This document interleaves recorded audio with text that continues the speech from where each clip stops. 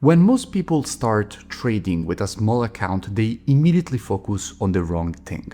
They start thinking about how fast they can grow it, how quickly they can flip it, and how soon they can turn a small amount into something dramatic. But that way of thinking is exactly what keeps most traders stuck, because traders who actually last in this game do not think like gamblers, they think like professionals. And in this video, I want to break down the mindset shift that changes everything. The shift from chasing outcomes to building process, from forcing trades to waiting for quality, and from emotional decision making to structured execution. If you can make that shift early, your account size matters far less than most people think. So let's get into it. The first thing I'd want to challenge is the way most people think about a small trading account in the first place. When most people start trading with a small account, they immediately think they need to do something aggressive with it. They think this account is small, so I need bigger risk, more trades, more leverage, more action. And that is usually where the damage starts, because once you decide the account is too small to matter, you give yourself permission to behave badly. So you take trades you should not take, you size positions in a way you would never size them on serious money, and you become casual with risk because your mind thinks that the account is already not enough anyway. But that is the trap. A small account is not a license to be reckless. It is training capital. And a gambler looks at a small account and asks, how fast can I turn this into something big? And a professional asks, can I trade this in a way that would still make sense at a much larger size? And that is the real difference. To me, a small account is not there to prove how quickly you can get rich. It is there to prove whether you can execute properly. Can you follow a process? Can you manage risk? Can you wait? Can you take a loss without becoming emotional? Because the habits you build on that small account are usually the same habits you carry into a bigger one. And bigger capital does not fix bad behavior. Actually, it usually magnifies it. So the right way to see a small account is this. It is where your trading identity gets built. And once you start seeing a small account as a training rather than a shortcut, the next thing that changes is your relationship with growth itself.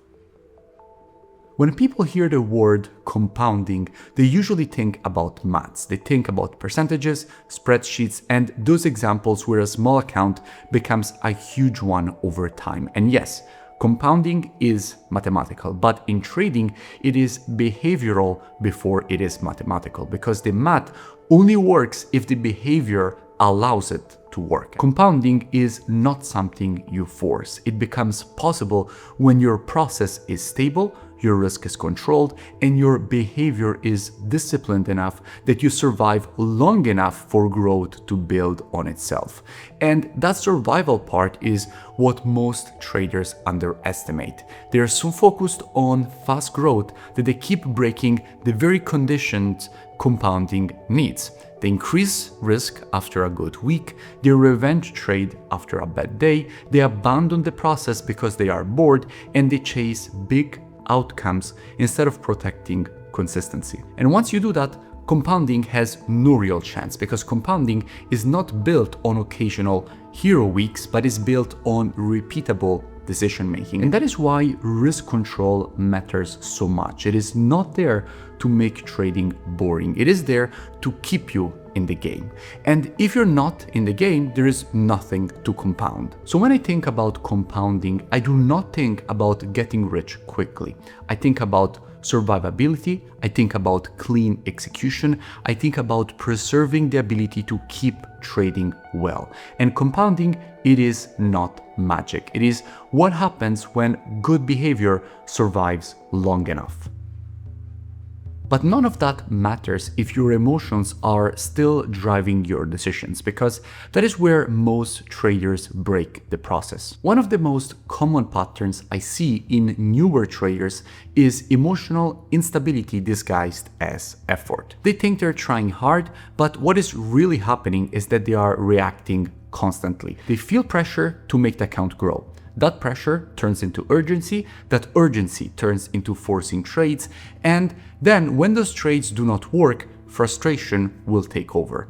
And from there, you get revenge trading, over-management, moving stops, closing early positions, forcing re-entries, and trying to win back not just money, but their own confidence. And that of course becomes a cycle. And once desperation enters the process, decision-making gets distorted very quickly, because when you need a trade to work, you're no longer reading the market clearly. You are reading it emotionally. You start seeing what you want to see, you become less selective, you become more attached, and you stop executing and start negotiating with your feelings. That is a very dangerous place to trade from. And that is why emotional problems often show up before technical problems. And a lot of traders think the issue is strategy, and sometimes it is, but very often the thing that breaks down way before that is emotional regulation. Because once you are emotionally unstable, even the decent systems get ruined.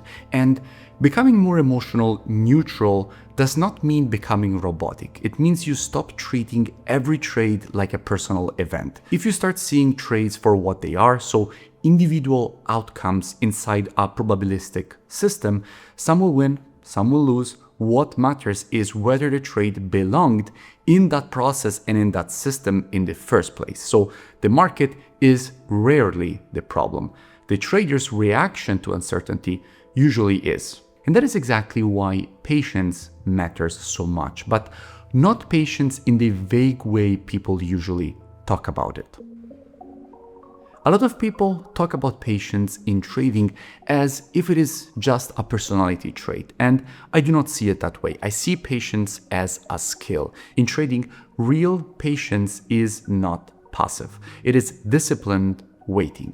That means knowing exactly what you are waiting for, so knowing why it matters and being willing to do nothing until those conditions are actually there. And the reason many traders struggle with this is because they confuse activity with process. They feel that if they are active, they are being productive. And if they are in trades, they are feeling involved. And if they're clicking buttons, they feel like something is happening. But activity is not the same thing as quality. And in fact, unnecessary activity is often exactly what damages results. This is especially true with almost valid setups. Those are some of the most expensive trades a trader can make because they are close enough to justify emotionally, but not clean enough to justify professionally. And when you keep taking those trades, you do not just lose money, you blur your standards, you damage the clarity of your process, and you make your data worse. So one of the biggest upgrades a trader can make is learning that not taking a trade can be a very good decision. If the setup is not there, the trade is not there. Professionals do not need constant action. They need repeated quality. And once you understand patience properly, the next shift is learning how to detach from individual outcomes. A lot of traders take losses personally because they do not separate the trade from themselves. So when a trade loses, it does not just feel like a bad outcome, it feels like proof they are bad, behind, incapable, and not cut out for this. And that is very damaging generally as a way to experience trading, because if every loss becomes personal, you will always be tempted to respond emotionally. You will want to recover quickly, prove something, make it back, and erase that discomfort. So that is where bad decisions multiply. The healthier mindset is to judge yourself by the quality of your execution, not by the short-term outcome of the trade. So a good trade is not the same thing as a winning trade, and a bad trade is not the same thing as a losing trade. So a trade can lose and still be a very good trade if it matched your plan, respected your risk, and was executed properly. And a trade